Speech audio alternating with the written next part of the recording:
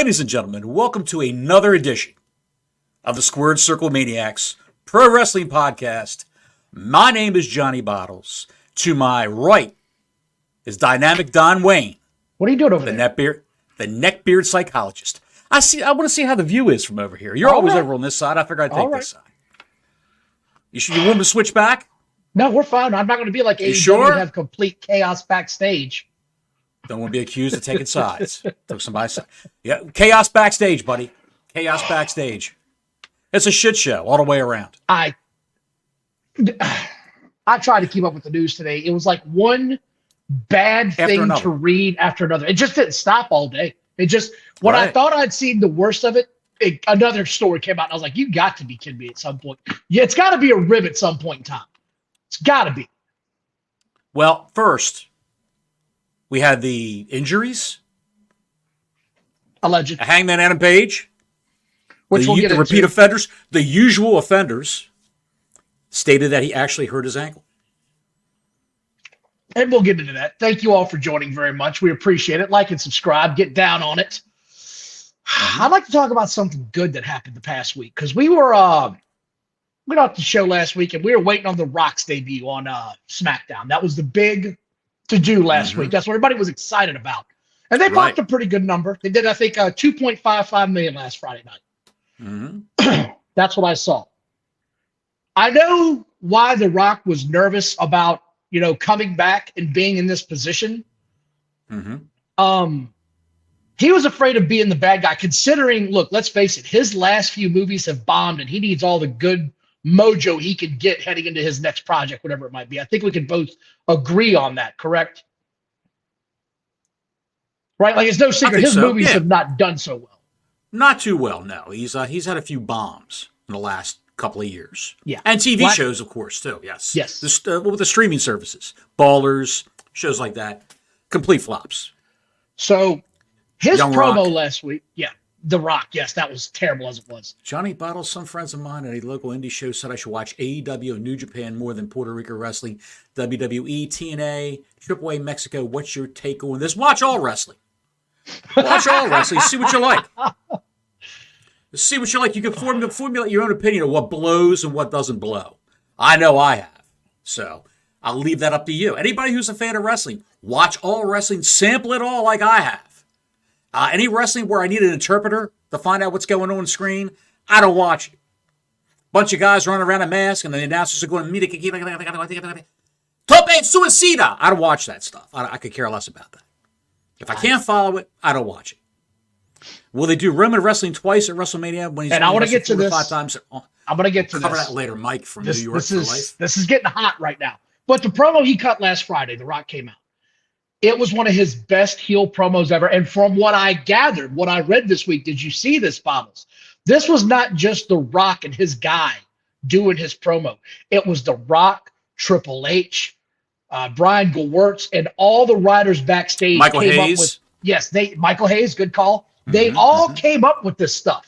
They all worked together to get this promo, to get it right, to make sure The Rock came out and got something more than just a couple of weak boos. They wanted to insult the crowd, and my God, did he do it. When he talked about the 5 wives, the inbred kids, hysterical. It felt like a raw moment from the late 90s when he was the corporate Rock. Am I alone in that feeling? That's how it felt. You're exactly right. You're exactly right. I like the fact that he had the sleeveless Polynesian shirt, the island shirt on. He almost looked like a middle-aged Ricky Starks when he came out there, all juiced up. Just jacked to the gift. He looks like he ate 2 of Ricky Starks is what he looked like. Yes. They're high in vitamins, Ricky Starks. He buys them by the bag at Costco. Go ahead. I was so excited about this promo. I went back and watched it a couple times. This was as good as I've seen him in the past years, or since in the past several months since he's been back. It didn't feel like he was drawing the crowd out. It felt like he was getting straight to it. The look gave you the heel look. He was addressing the crowd. He was getting on their nerves. Roman Reigns opened it with a strong promo. He got on the crowd. He was making fun of everything. The Friday night show to me was absolutely, it was a strong show from start to finish, but you're there for the main course, right? I don't want to recap the whole show. we were all there for the main course, and they served us up a ribeye that you could die for, in my opinion, and made me look forward to Monday Night Show. What did you think of all of this? I thought it was fantastic. I thought, like Colin said in the chat, it was a throwback to Hollywood Rock, 2001, even Nation of Domination Rock. And you can see how the man's acting, the acting lessons that he took since he left the WWE, how so? And the experience he's gotten. It's just as calm and cool and collected as he is. Even if the segment starts to go south with the Watts, he can handle all that. He's got no problem with that whatsoever. His cadence, his rhythm, he can remember his lines. It's just chef's kiss, that whole segment, man. It was fantastic. I agree. I couldn't agree more. I was excited to see it. I'm looking forward to tomorrow's show, but we'll get into that a little bit later. Let's just see how he does it in a ring, Don. Well, that's, we're going to get into that because that rumor's coming out. I want to cover Raw a little bit first. To me, Raw, look, it's been a while since we can be able to say this. I mean, at least I could. They put two quality shows in the WWE back-to-back programming. SmackDown was awesome. Raw was great. I thought Raw was great, in my opinion. I really did. I enjoyed the show from start to finish. The opening match with Drew McIntyre and Cody Rhodes, dude, I mean, it's two pros out there just going at it. I was so happy with it, man. And the big thing is, you're going to get some interference, right? And it wasn't over the top, heelish. The ref, he beat him up for 50 minutes for the ref saw, right? It was come in, get your shot in, and that's it. And then you saw, big old Drew sitting over there like, what are we doing here? What are we doing right now? Like, he looks sort of torn because he's got heat with the bloodline, but at the same time, he's got to get in this, right? He wants to kick this guy's ass. He wants to get back on the winning streak. Right. And the bloodline helped him out to win over Cody, which he's had a hard time dealing with, but come see, come saw, he was out of the ring. Drew McIntyre must have been taking acting lessons too, or it just comes natural to him. Because like Jim Ross just said, heel Drew is killing it. Fantastic. Fantastic. Let me ask you something, Bottles. I sort of liked Drew. I wasn't over the top for him, right? When he became champion, it sort of felt like, okay, he's earned his spot now. It was also during the type of COVID, so you couldn't really see what kind of persona he could be. The fans weren't there to react, to live react. So you didn't really know what he was capable of. When you don't have a live crowd in front of that wrestler with a microphone, you don't really get the instant feedback and the real feedback that you would normally get in that situation. This was money. He kicked him in the face, and for the first time in what I read, since WrestleMania, he took a pin in the middle of the ring. Cody Rhodes did 1, 2, 3. You're correct. That's what I thought. Okay. You are correct. Fantastic. Even on a house show. He hasn't lost on the house shows, where nothing matters on the house show, but he has a loss there. So, fantastic stuff. I was impressed with the whole show. And did you see what happened after Raw went off the air? What happened? Yes, he fist bumped some young boy in the crowd, and some guy was yelling at me, pretending he was going to fight him. I got the clip of that if you want to see it. No, that's what I was talking about. That's what I was talking about. What are we talking about? You might not have seen this. Guess who was in the building that came out into the middle of the ring after the show went off the air? I give you a hint. He's one of the biggest stars in the company, and he's on the shelf until at least September or August. CM Punk. CM Punk was there, and he brought him out to do a little mic work. This is when you know a wrestling company is starting to, all right, the wheels are clicking. We're going to use this guy. When he was in the other company, AEW, and he got put on the shelf, he just disappeared. You never saw him. You never heard of him. They all do, Don. Instead of keeping this guy hot in the people's mind, like, hey, how long is it going to be for that guy? Here's a little tease. It's not going to be long. Here's 5 minutes of him talking to the crowd just to let you know I'm still here and I can't wait to get back in this ring. Is that an old school thing? Because back in the day, I can remember, even in the early days of the WWF, when Vince was an announcer, if Andre got hurt, if Savage got hurt, if Pete Doherty got hurt, those guys were on commentary. They come out on crutches or they come out with their arm in a sling for real injury, and they would do commentary. They'd chime in for a little while and then they disappeared. But I remember even in the 80s when Andre had the hip problems and his acromegaly was really affecting his heart and everything. Right. After the Hogan match at the Silverdome, of course, he came out on crutches, sweating profusely, and he did a little commentary, which was, "Yeah, boss," just consisted of that. That was it. Oh, you can understand what he was saying because he was so unintelligible at that point in time. But even those guys came out for commentary. A guy of that condition would come out on commentary. Why not put CM Punk on commentary all the time when he's hurt? Or whoever, put him out there. Well, correct me if I'm wrong as well, but this is when he was in the Bobby Heenan staple, being Andre the Giant. That's how they used him, was just a backup guy. He would just sit out there and grab the guy's leg when he came out. Nothing too physical, just keep him in the people's eye. I just used them exactly, and I just used them as an example. They would do it, like I said, they would do it with Pete Doherty. They would do it with Savage when Savage got hurt a couple of times. Anybody who could talk, or in some semblance of talk, who was a big name, they would put out there. Now, naturally, Hogan never did it. Honky Tonk Man would come out. Yeah. Listen, brother. Yeah. Well, that doesn't work for me, brother. That's probably what it said. You took the pen, brother. I'm not taking that shit. Do you want to know why Roddy Piper? I gotta read it. Why they said read a Roddy Skittles Piper? Commercial, brother. I'm not reading that Skittles commercial, brother. You taste the rainbow. I'm not into that shit. Do you know why Roddy Piper got pulled from doing commentary? He was too good? I don't know. No. Why? He actually, because he had a hard time putting over the other wrestlers. He's a wrestler at heart. All he knew how to do was put himself over. So he was constantly just putting himself over on the microphone. And that's sort of why they're like, all right, look, you can talk, but this is not sort of what your wheelhouse, right? We're going to give you a segment where you're in the ring, where you're getting over and you can talk shit to the other guy. That's sort of what they were saying. So that was where it was. And I will say this, and I just want to implement this, right? I don't want to see CM Punk all the time on the commentary booth, right? I don't want to see that all the time. Make it special when he's there. And then when he's coming back, say in maybe 2 months, right? When he's in that window, you take him away. You take him away and you leave the people going, man, I can't wait till that guy gets back. Where the hell's CM Punk been? Where's CM Punk been? And then, like Mussolini, he's back. I would bring Punk out. I'd bring Punk out for every Drew McIntyre match to do commentary. I got a feeling you're going to see a lot of him. Anyway, that was sort of Raw in a nutshell. I was super excited about it. I watched it from start to finish. I was hyped when it was over with. I was so excited as a wrestling fan. They had put 2 shows back to back that made me go, okay, all right, this is good shit now. Who's wrestling the Nazi at Perth?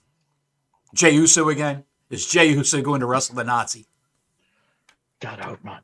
Oh, that was the other thing that came out of this was Jimmy and Jey Uso got into it, setting up their WrestleMania plans. Exactly. Right? But will Jey wrestle Gunther again at Elimination Chamber? Is that going to happen? No, I don't think so. Is Gunther even going to be there, I wonder, at Elimination Chamber? There's no match announced for him. So I'm just and they've already announced one out there. They've already announced CM Punk as one of the hosts for WrestleMania, along with help me out here. Her name escapes me. Brand new. She's not in the Elimination Chamber because they didn't want to take our pin in the first match. Jade Cargill. Yes, I heard she is going to be the co-host, is what I'm hearing. So of WrestleMania? That's what I'm hearing, is that she is going to be a no match. At WrestleMania. No match.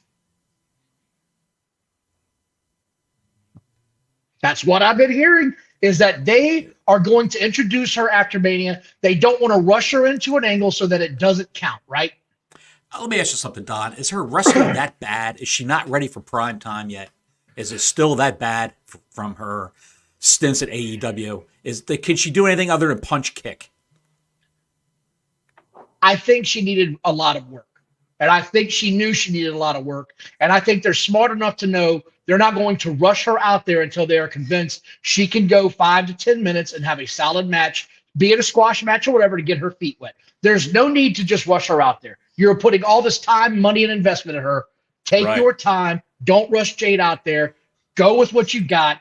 Put her in an angle after WrestleMania, because like we talked about last week, there's going to be a lot of releases after WrestleMania, and you could gear her up for something after that. I found that early picture of Jade Cargill when she played basketball. Would you like to see it? She's unrecognizable, I think. Well, she's probably a beanpole. And yes, I think that Gable and Gunther is going to be the match you get at WrestleMania for the Intercontinental title. I absolutely That think would be a that's hell of a what's gonna happen. match. That would be a hell of a match. That's That's what Jade I thought. Cargill on the left-hand side. Yeah, that's what I thought. Yep, that's what you're dealing with. Back then and now, jacked to the gills. To the gills. To the gills, my friend. Yes. So I'm excited about that. And the rumors that are coming out now, there's two things I want to touch on right here. See if I can find it first. The first rumor is that The Rock is going to be in Australia, and I've also seen Triple H shit on that rumor. I've seen two tales now. Seth and Cody are going to be on this guy's name, the Australian kid. Yeah, I know something. Yeah, his Grayson Waller, the Grayson Waller Yep, his talk show. They're going to be on there, and The Rock came out on a personal appearance and said that he's not going to be in Australia, but if Cody Rhodes and Seth Rollins are in Australia running their mouth about The Rock, he's going to fly on a plane down there and walk up on the stage and slap the taste out of Cody Rhodes' mouth again. That's what he said he's going to do. So I would say The Rock is definitely going to be there. They're saying, like you had talked about, that they want to do this God-blessed tag team match at WrestleMania that I don't want any part of. I don't want any part of a match where The Rock is in a tag match with Roman Reigns against Cody Rhodes and Seth Rollins. I don't want that as a fan. I just don't. And I'm sorry. There's a reason I don't want it. I am terrified that somebody's going to get majorly hurt in this thing and completely screw over the main event the next night. That's my biggest fear as a fan.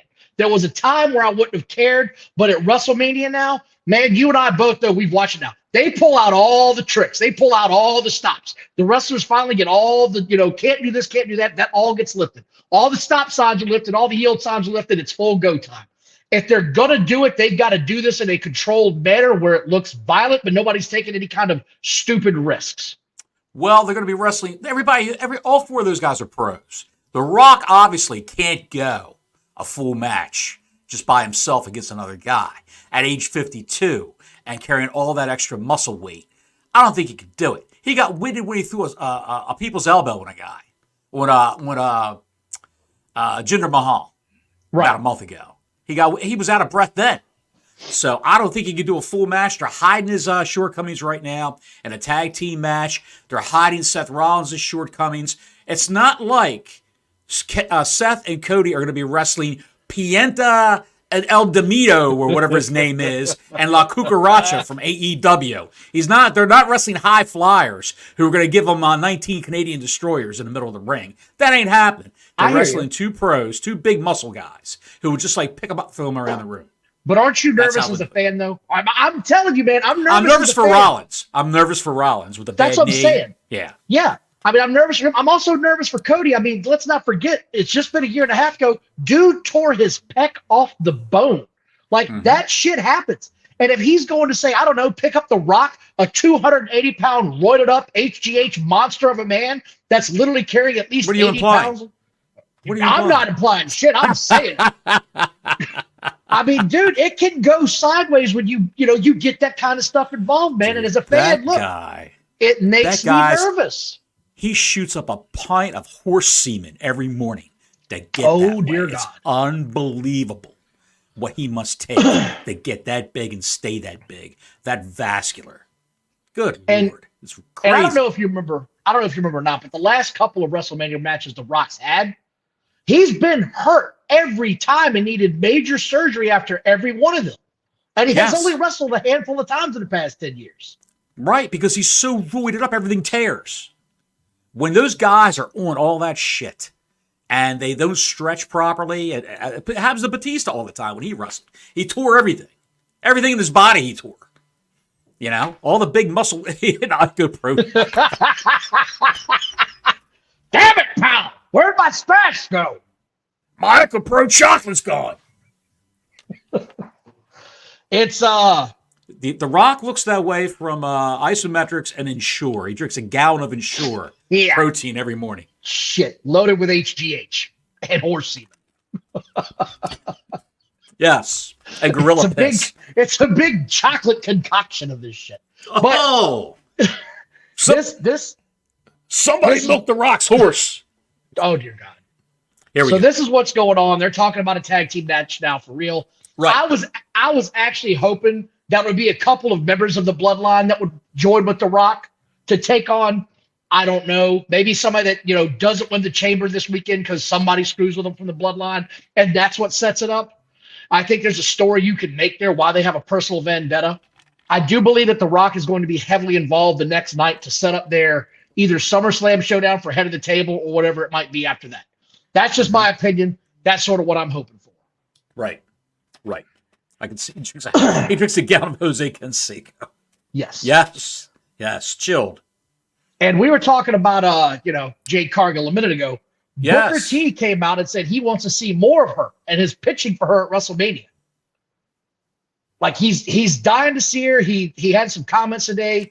He said on the episode, he said, I don't care if they did the same thing they did with her over in AEW. Just put her in there, beat up some girls. You know what I mean? Squash a few girls. Well, get it over Don, with. let me say this to you. What if she's the host? It's 2 nights, okay? It's 2 nights. Yeah, exactly. What if she's the host with Punk on the first night, and maybe Nia Jax comes out and starts some shit with Jade Cargill? And Jade Cargill, there's got to be a pull-apart brawl, and then the next night, Pierce makes a match. Jade Cargill versus Nia Jax. They announced that before WrestleMania Night 1 goes off the air. Right, Christopher. Yes, I could see that. I could see it, but I don't want it to be Nia myself. But then again, there's not a whole lot of women that are over that could really shoot her to the moon that fast. And she's a big girl, so it would make all the sense in the world just to get her to slam her one time. But I would want to get her over in a way that she just kicks the shit out of some girl, pins her in the middle of the ring, and walks out without anything. Like, I don't want it to be a competitive match the first time she gets in there. You know what I mean? And I was pure violence. I'm with Grey Goose on this one. Nia Jax has got a history. I mean, she's got a real bad history of hurting people. She's got a history. Jim, did you have a little too much Grey Goose and fall down and break your hip? What happened to the hip, pal? Tell us. Bad night with Nia Jax. That's a bad. She'll break a hip right now. So That's what's going on there. Excuse me. Sorry, I got the coughs. I got this damn sinus shit going on. Spring's coming on early here locally in Central Virginia, and the trees are popping and shit's going off, and my head's spinning. So got a little lung butter coming up. Yeah, I really do. At least it's not little yellow. Lung butter. Anyway, that was some of the news from Raw I wanted to cover real quick. You see this? I want to get into this. He's right. Read that. No, I get it. Like, that's the whole thing. Jade slamming, Nia Jax. But didn't she do that at the Rumble? Wait a second. What about Piper Niven? That was the other girl I was thinking about, was Piper Niven. That's a girl that she can beat the shit out of, and it's not going to hurt. Sega put it up. He said, let her give 5 vertical suplexes to Piper Niven. I think that Chelsea Green of Piper Niven will come out, and Chelsea Green will run her mouth, and her mouth will write a check that her body can't cash. And she'll pass Jade Cargill off to Piper Niven. Or maybe a handicap match. That would be something I'd like to see. A handicap match, the former tag champs versus Jade Cargill. I can see it. And like Colin said, put her in a tag match with somebody so if she can't work well, it hides her. And for that matter, what is Bianca Belair going to do at WrestleMania? That's what I want to know. Like, that's sort of where I think you're going to end up seeing a 3-way in one of these matches before it's all said and done. I just do. Who? Well, I think you might see something happen in this elimination chamber that sets up a 3-way against Mommy. A 3-way? Well, not that kind of 3-way. Oh. I'm down there, pal. Oh, okay. All right, pal. Anyway, that was the WWE news and notes for the past couple of days. There was some stuff going on last night in the other wrestling company that, before we get into that, hold on. Before we get into that, I want to talk about something else, okay? O'Shea Jackson had an interview with Chris Van Vliet where he said, hey, man, we have said this. I don't know how many times you and I have said this. Other wrestling fans have said this. The guys and gals in the chat have said this. We want to like this product, and they keep screwing us over as fans, right? And his one comment was, hey, man, instead of just bringing out this wrestler and saying, oh, my God, it's insert name from, oh, my God, this other company that I don't know who he is, right? I don't know who Ospreay is. That was sort of the example I was thinking of. I don't know who Ospreay was or is. I didn't know. Right. We talk about this all the time. Right. When they start bringing all these new guys from Japan and new guys up from Mexico. Why do we have to go and Google El Hijo del Schlongo to find out who he is, who he wrestled, what he looks like, where he's from? Why? Why do we have to do that? And all he said was, hey, man, when you introduce these guys, why don't you give us some background on them instead of just saying, oh, my God, it's such and such from New Japan Pro Wrestling. He's a worldwide superstar. You saying he's a worldwide superstar when I don't know who the fuck he is makes you look like a goof. It makes you look like an idiot for uttering those words. And then when they introduced Ospreay, because this is the one I went to right away, they brought out his faction and said it's the European, whatever the hell it was, that I have no idea what the European Sewing Club. I don't know what it is. Like they could be the knitters I don't know from hell. either. It's fucking garbage. They're just knitting gloves all day. I don't know. But again, garbage. There's no background. What was the harm in saying, oh my God, it's Will Ospreay. He is a 3-time New Japan World Champion. He is a legend in Japan right now. Why is he here? What does he have to do with AEW? Okay, now I've got a little backstory. He was a champion over there. I don't know much about New Japan Pro Wrestling, but I've heard of them. At least now I know where the hell he's coming from, that he's a champion there. Just telling me he's from there doesn't tell me shit. And screaming he's a world-renowned wrestler doesn't tell me anything. If he's so world-renowned, why haven't I heard of him?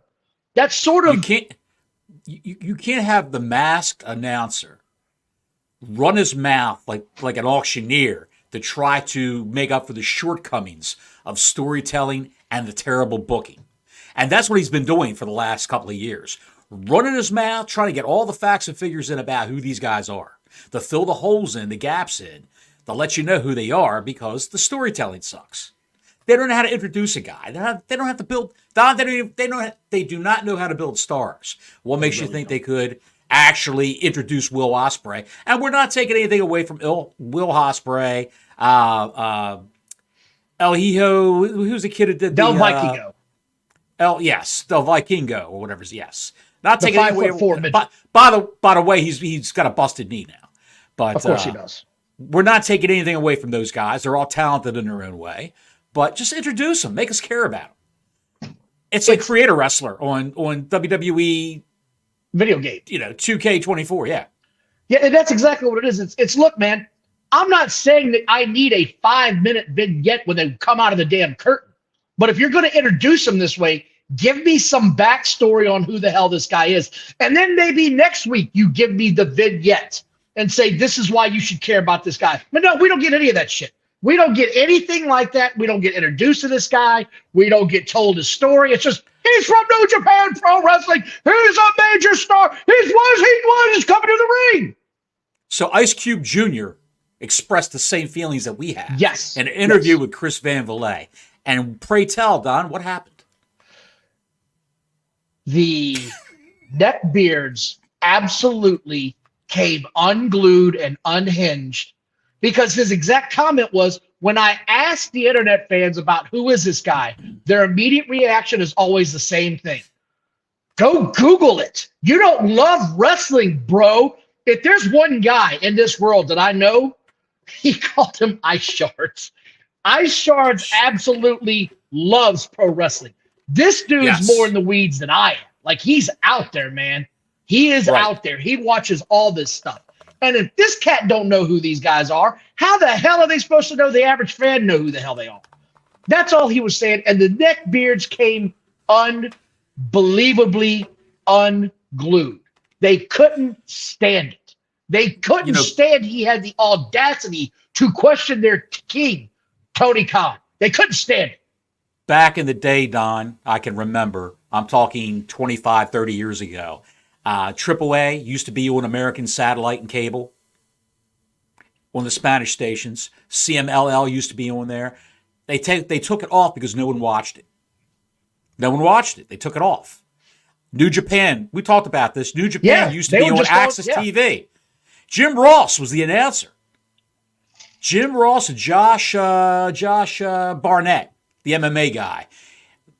they were the announcers for New Japan Pro Wrestling. And then Kevin Kelly took over because Jim Ross got the job with AEW. 40,000 a week, 40 to 45,000 viewers a week. That's it. Just real quick, did you watch it? Did you watch it when it was on Access? I did. I tried. Okay. Yes. Didn't know who a lot of the people were, but they brought in a couple of, like Switchblade, Jay White was on there, Okada, Ibushi. There was a lot of guys on there that made their way into AEW. Probably the only name that I would know would be that was a Gaijin, a white guy, an American, would be Switchblade Jay White. But I didn't know who he was back then. Right. I wasn't impressed with him back then. I'm impressed with him now. I think he's a good wrestler, but the only reason I asked that is because that's literally the only time I watched New Japan Pro Wrestling was Jim Ross was like, I'm on New Japan Pro Wrestling now. I'm doing the commentary. I said, okay, look, if Jim Ross is doing this, I'm going to give this a shot. And I'm like, I'm like, okay, look, this really isn't for me. I'm not really a big fan of the style. I'm not really a big fan of this quote unquote, hard hitting style. Like I've got UFC in America. If I don't watch two guys really beat the shit out of each other, I'll pay $69.99 a month to watch them really do it. I'm not going to watch this where it's a worked angle and these guys are really beating the shit out of each other. I will never understand that mindset in wrestling where you really hit the shit out of each other when you're supposed to be trying to make it look like a work. Right. And by the way, we're talking about, how they should package a guy or bring him out. Todd made up a great point. You and I have talked about reading that. Yes. You were a big fan of Andrade before I was. I wasn't a fan of his, and I didn't care that he was coming back. The way they're doing it now, they're putting him in a position to succeed. They're giving me a reason to care about this guy. I've enjoyed everything I've seen with him since his return to the WWE. But back to the original point is that's sort of where I'm back. That's sort of my point is, look, man, you've got to give me a reason to care about these guys. And like O'Shea Jackson said, give me some sort of a back-end story on this. Stop just screaming, he's from this company that I really haven't ever watched. That's not your target audience. You want to grow this product? You've got to grow it and treat your fans every week like, here's a quick recap. Here's something that's going on. Remember, these guys got beef, and here's why. Just found a little nugget of info right here. It's actually pronounced Van Vliet. Yes, I didn't know that. Didn't know that. I wonder if he's actually. Does anyone out there, if you're old enough, remember the band Captain Beefheart? He was a Frank Zappa crony, a good friend of Frank Zappa. That style of music, and the guy who was actually Captain Beefheart, his real name was Don Van Vliet. And he's old enough to be that. He's dead, but he would be old enough to be that guy's father or grandfather, both from Canada, by the way. That's why I mentioned. And yes, we're going to get into Madison Rain here in a minute because it's getting time when we got to talk about this. I mean, it's getting time when we got to talk about this because do you have last night's card pulled up? I don't know if you want to do a round by round horse shit fiasco. God bless America. Everything was just dreary sort of rundown. If you want to hit the high spots or what you're wanting to do. Let's just hit the high spots for right now. I thought the opening match with Moxley and Claudio Castagnoli versus FTR was the usual John Moxley horse shit with want to be a tough guy, comes to the ring, and there's no selling whatsoever, and stiff shots. Those two teams were hitting each other down like one team owed the other team money. They use a cliche. And I'm wondering, what the hell? Are they pissed off at Cash Wheeler for pulling that gun on that kid on the highway? Is that what it is? He's going to court for it. Good Lord Almighty. Give him a break. Okay, and we just talked about this, right? Like a real fight, if you're in a real fight, because that's what this is supposed to be, right? A work sort of wrestling fight type of issue. Sure. There's a couple of things I'm not going to do. I'm not going to put my chin out there and let you continue to hammer me with forearms over and over and over again. That shit is not going to happen. It's every match with this guy. Even the women are doing it. Yes. It's just god awful. And the other thing I'm not going to do, we're not going to have a goddamn headbutting contest, which is the dumbest shit I've ever seen. We're going to have a headbutting contest in the middle of this supposed fight. That was the dumbest thing I saw this entire thing. And when they announced 3 minutes left in the match, you knew immediately this is going to a time limit draw because they still have not figured out how to use that time limit draw to their advantage. And by the way, for a company that wasn't really doing it all that much and they were really surprised with it, they've done it a little bit too much here recently. Am I wrong, or am I completely off the rails in that aspect? If I'm not mistaken, I think the last 5 weeks have had at least one match on the show with a time limit. And that's strictly a crutch, a booking crutch, because one team doesn't want to be pinned by the other team. What else did I miss in this fiasco? Because the finish looked just junk. Like it just looked junk. Everything about it was junk. There were guys coming in and out everywhere. When Castagnoli and Mox ran to the corner where the guy's on the top turnbuckle, I was like, why would you do that? Why the hell would you run at the guy on a turnbuckle? It's just I saw last night somebody's going up on the top rope for a dive, and someone's in the middle of the ring. They rolled in closer so the guy could hit him. Whatever happened to the good old days? Gouge an eye, twist an ear, throw a guy in a corner, pull a popsicle stick out of your tights, jam it up underneath his jawbone. Rake his eyes, pull the nostrils back. Whatever happened to the good old days? This was terrible. Now they teabag each other in the ring. This was terrible and went to a draw. I couldn't believe it. Last week they kissed each other. Remember that? Yeah, I mean, dude. Jesus Christ. It was awful. And it's the fight that never ended. Backstage, it still went on. It still went on. It was ridiculous. I couldn't stand it. I couldn't stand it. And then, of course, everybody. Go ahead. No, go ahead. Tony's what? Tony Storm. Tony Storm wrestled I guess you could call her a jobber. Wrestled her. The girl did the job for Tony Storm. And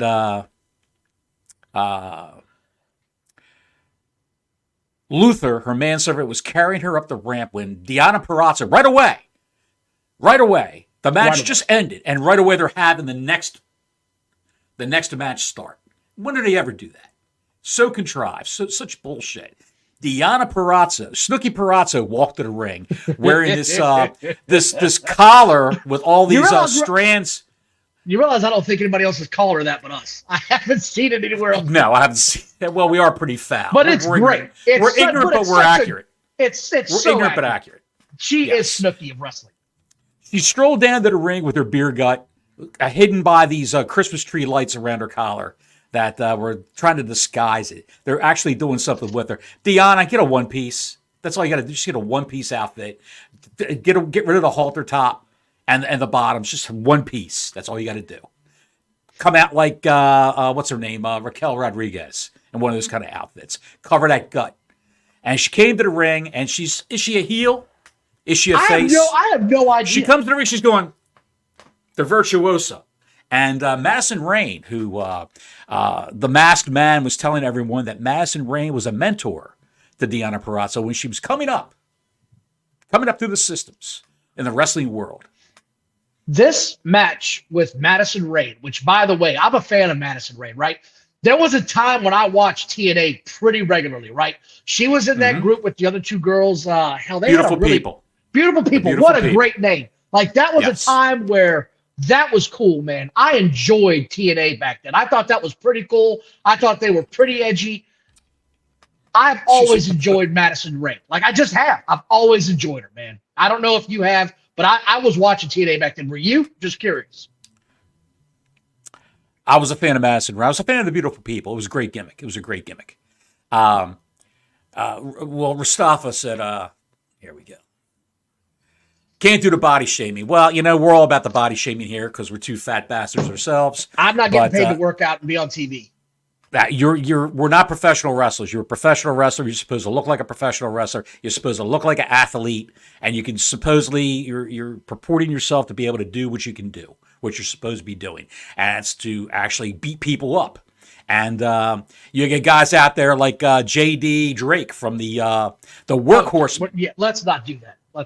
I just want to focus on I'm just saying, you got guys out there so horribly out of shape, and girls so horribly out of shape. Deonna Purrazzo is one of them. She's gained weight since she left Impact, and you figured, I don't know. I don't know. So I don't want to be accused of being a body shaming bully on this show, but I don't get the hype. The whole match was in slow motion. Slow, right? Like it was completely like somebody had put the damn thing. Remember when you could slow motion a VCR with that one button of the fast forward? Yes. And it would just dirt. That's what this looked like. And leading into the bump that I want to talk about, it was literally doing that, right? It was literally doing that. It looks like they were at NXT rehearsing the whole match, rehearsing the match. It really did. It really did. And then when they went to do the move, right? So here's the thing.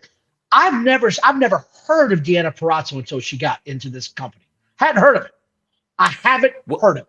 Never she was heard in of Stardom. She was in all the Japanese promotions. Okay. She was over there with Toni Storm, of course, Shimmer and all that. And she worked her way to NXT for a while. She was in the Mae Young Classic, one of them in NXT. I told you about this months ago when she was really coming in. Yeah, and she got canned from the WWE because they didn't have anything for her. They didn't see anything in her. They said she wasn't ready for primetime TV. That was their line. Wasn't ready for television. She's not. After this, I can see why. So, somebody made a comment to me on Twitter about, what do you think happened? And I said, look, I think that you had two girls in there. One of them is a really talented performer, is a veteran. I think the other girl was green. And suddenly they were like, she's definitely not green. She's been around for a while. Okay. She might have been around for a while, but she's not very good. Like just because you've been around for a while doesn't mean you're good or you're not green. Like you clearly don't see how this works. When she went to grab her, when she went down, and this is just what I saw, it did not look like she was trying to put her in a DDT. It looked like she was trying to do one of those moves where she flips her and something went sideways in the middle of it and she didn't get her ass to get the other arm over. Is that called the flatliner? The move she was supposed to do, the flatliner, I don't know. I really don't. Ugh, God. I thought she actually got a concussion or broke her neck. I thought the rep was gonna call for throw the X signal up, but the physician was right there. Right. And the ref checked on her, and I guess she said she was okay to go. You can't take the wrestler's word for it that they're okay. Mm-mm. They had a man who was knocked out for 10 minutes of a match. Like a dead they dragged his body all around to do all those finishing moves on him. So, again, I got a clip of the move if you want to see it. Yeah, go.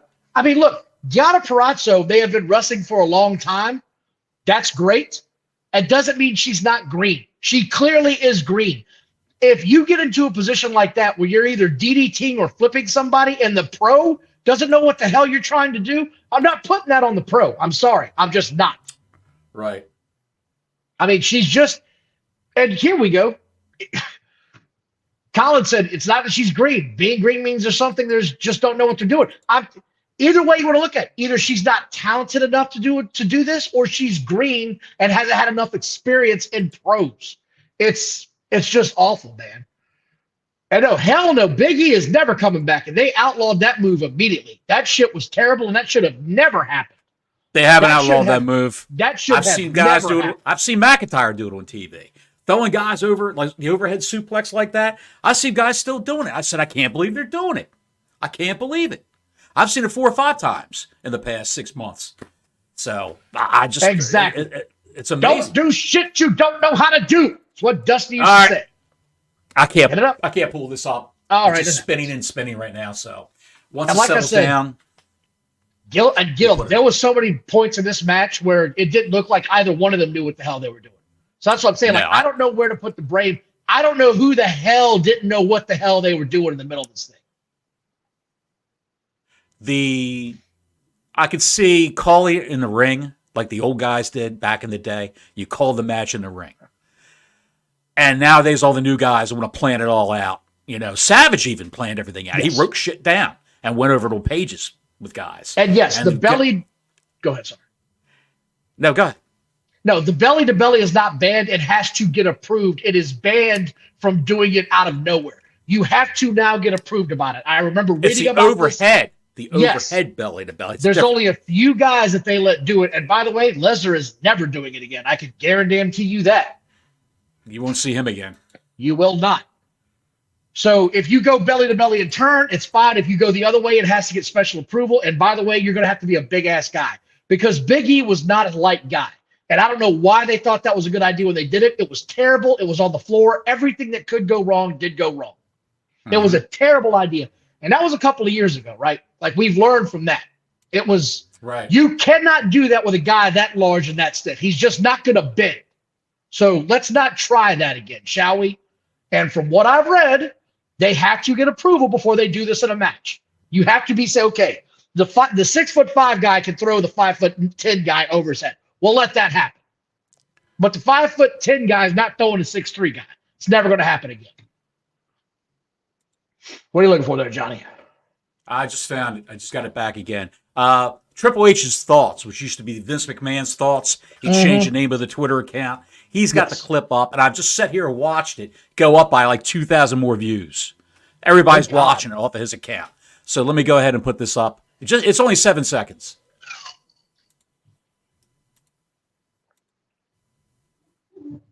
Oh, shit. See, I'm white on her noggin.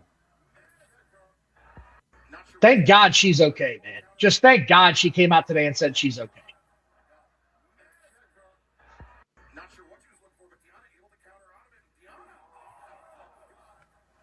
All right, let's not get banned. You can debate where this went wrong all you want, right? Like I wasn't in the ring. I don't know how it's supposed to go down. It wasn't great. It looked horrible. I felt bad as soon as it happened. I was like, oh shit, that's not good. So I don't know, man. It's just, I don't know where to put the blame. Just why does this keep happening every other week on this show, man? And I know, look, shit happens. It's wrestling. It ain't ballet, as they say, right? Okay. But this shit happens in this company too often. When WWE has something like this happen, rules change immediately. You are now going to no longer do this, or you are going to get special approval to do this. They keep doing this shit over and over. A lot of factors could be involved here. Number one, Deonna Purrazzo. When I've seen her on TV, the talk, she's nervous. You can feel it in her voice. It sounds like she's about to cry. We've even remarked about that. She's got that little shake in her voice, you mean. Yes. And maybe she was nervous wrestling her quote-unquote mentor, which I think is bullshit. But Madison Rayne is a veteran that was hired as a trainer to take the Green Girls and work with them in the ring before the show and to wrestle them live on TV and tell them how to put a match together, basically. And I'm not sure. Maybe somebody's having a bad day. Maybe somebody had the flu. Should have been in the ring. Maybe somebody was impaired somehow. I hope the hell not. Who knows? Dude, who knows? I hope not. It's not like people in that company have never wrestled or gotten to the ring. I agree, impaired man. in some way. Jeff Hardy. Read the latest comment because Mr. T. Who?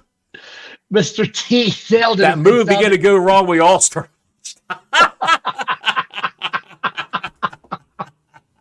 Popped again by Mr. T. That was pretty good. Oh my God. So, I don't know what happened. I was in the ring. I feel bad. I'm just glad she's okay. The other part I want to talk about was one of my favorites in AEW, the goddamn forever in a group guy, right? The big Wardlow. Jack Diesel, Wardlow, cut a promo. Mm-hmm. It was a good promo. Good promo. However, the content of it was a little. Why can they not keep CM Punk's name out of their mouth over, however, almost this many months later? It's been almost a year now. They can't stop, man. Spite. They're spiteful. I have never seen somebody keep doing this over and over again as much as this company does. He came out, made all this shit up, talked and talked and talked, and yes, he is forever a sidekick. He really is. He is always a sidekick. The promo wasn't terrible when he started talking about CM Punk. I was like, why?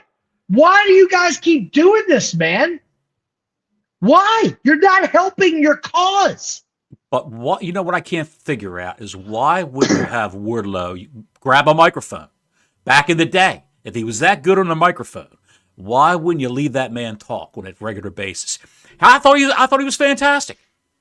For something that obviously he had bullet points and he just spouted off. I think he sent a great. The content was a little like we said was a little sketchy, but I thought he sounded good. I agree.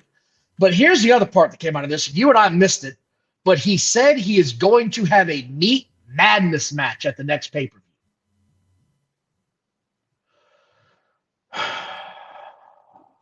I heard about this. It's going to take place. It's going to take place in the South Carolina Arby's, right there on 301. They're going to be chucking roast beef sandwiches across the ring. Here's a wiener. Dude. No, it's going to be in the Arby's. It's getting worse and worse. Dude, this sounds like a bad Vince McMahon gimmick in the early 90s. Does it not? Randy Savage meets Roddy Piper in a Meat Madness match. Stikelether seems to think it's going to be Wardlow versus Goldberg versus Ryback. If this is going to happen, it'd be your will. I will buy this pay-per-view to watch the clusterfuck that this will be. Ryback said he can't come back right now. He has no cartilage in one of his shoulders. No cartilage at all. You know what else he's missing? A brain. Charisma. He's missing charisma. Nothing about that guy I ever want to see again. Exactly. The other part of this show I wanted to cover real quick, because I don't want to dwell on it. Ric Flair shows up out of nowhere, right? Just walks into the Young Bucks lock. I didn't see him again. Did he make another appearance and I was in pisser? Because that's all I remember seeing him. No, I believe that was it. I didn't see him again, and this feels like another moment where on his way out the door, Ric Flair's going to screw Sting again. Like, that's what it feels like. We're going to revisit the 90s. I can't stand it.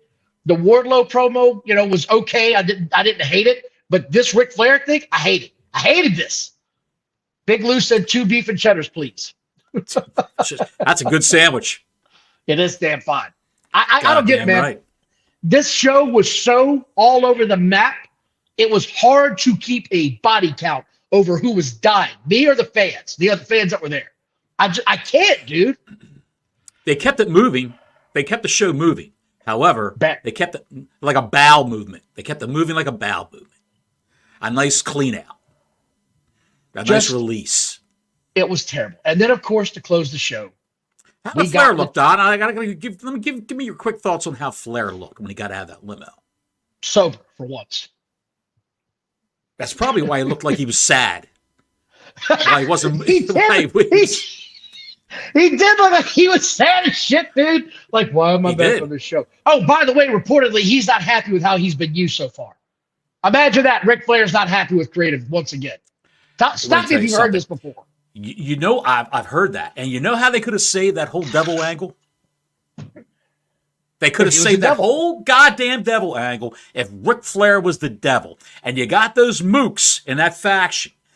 That Ric Flair could have cut all the promos for every one of those goddamn guys and went to the ring all the time with Wardlow and got all those guys over and himself, of course. Just use him as a hype man. Heater. Use him as a heater. That's it. Wardlow's your heater, and I'm your mouthpiece, and I'm going to get this goddamn thing over. That's right. I just want to get to this and be done with it, because Hangman, Adam Page, this trios match with Joe, Swerve, Cage, Hook, Hangman, and RVD. Did you see the promo that Hangman cut where, I love RVD. Did you see his reaction when he finished? He was just like looking at the camera the whole time. Like, that was the greatest thing ever. I'm watching RVD. I couldn't even pay attention to Hangman because I'm watching RVD thinking, what is going on here? What is he going to do? I'm trying to think of how many left-handed cigarettes this man smoked before he walked out for this interview. I watched this back. How high is this guy? I watched this back 3 times, and Hangman's like, we're going to go out there and kick ass. We're going to go out there and beat the hell out of them. Let's go, guys. And everybody was like, yeah! He looked like he didn't give 3 fucks about what he just heard. Do you know why? Because he didn't. But I'll tell you why. Because the show was so chaotic. The guys didn't know what was going on until they went to gorilla position, okay? They went to gorilla position, and they probably told RVD, by the way, you're being choked out by Samoa Joe. You're doing the job in the middle of the ring tonight. Dude, I watched this back over and over again. I'm laughing now like I'm seeing it for the I can see it in my head. I watched it so much. His face was like, yeah! And dude, Hook was like, okay. It was just the worst. So then they have the match, and Hangman has a spot. Hold up, we got a serious question. Do you think there is a world where TK brings Vince into AEW if Vince...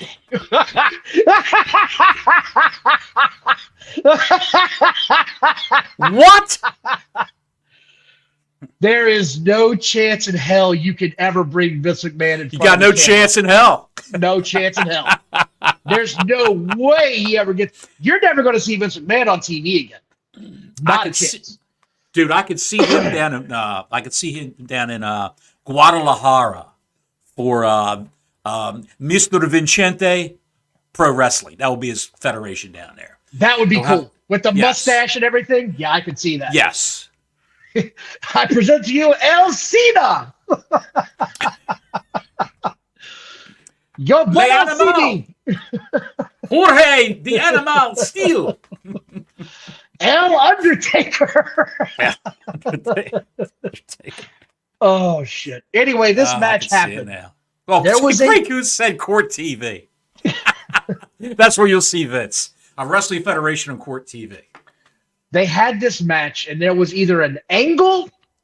Dude, hang on a second. Can you imagine if that goes to trial and Vince is on Court TV?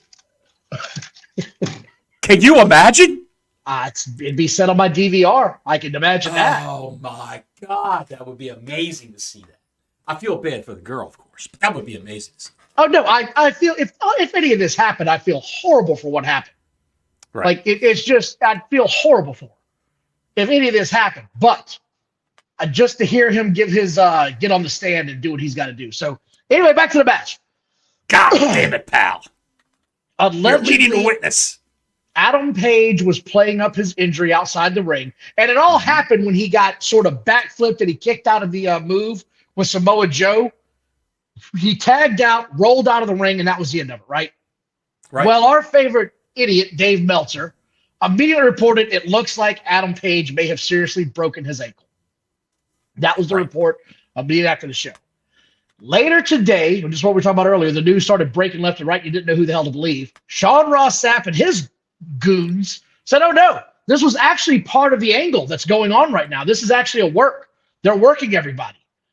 And now it's been revealed there may be a personal matter that is going to prevent Adam Page from wrestling at the pay-per-view, hence why they came up with the injury angle. A personal matter?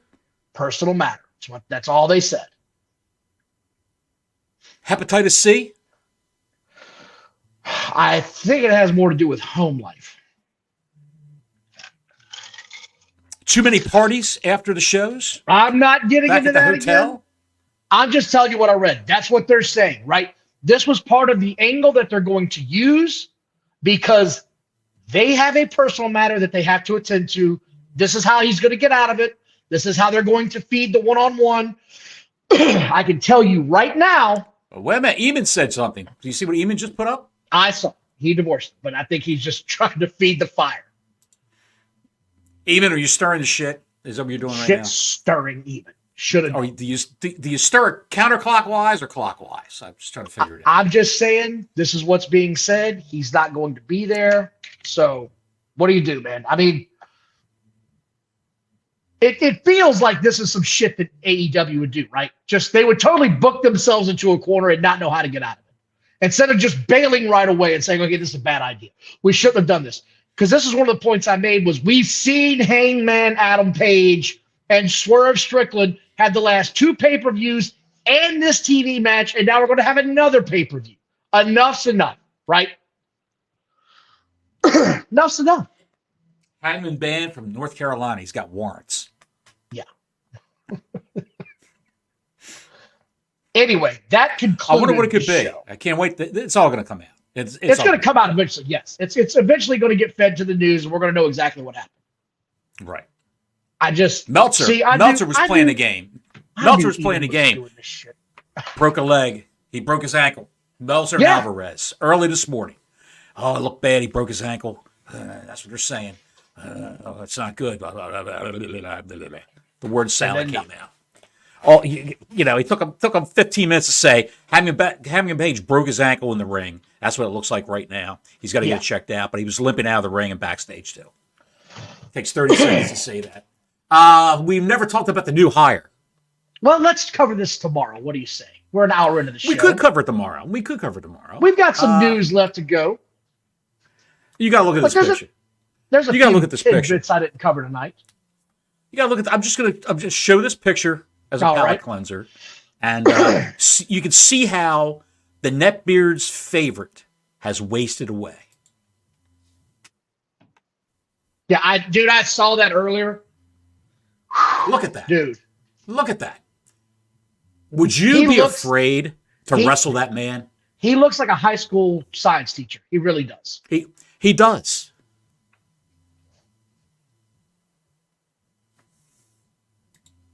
It's just sad. Anyway, we're going to have another show tomorrow to cover a lot of the stuff we didn't get into. By the way, there's a pay-per-view this weekend we want to talk about. Yes. Give our predictions. Yeah, I want to talk about some predictions tomorrow night before Raw or SmackDown goes on the air. Do we even have the full card? I believe we do now. Yes, I believe we do. Okay. So I want to cover some of those tomorrow.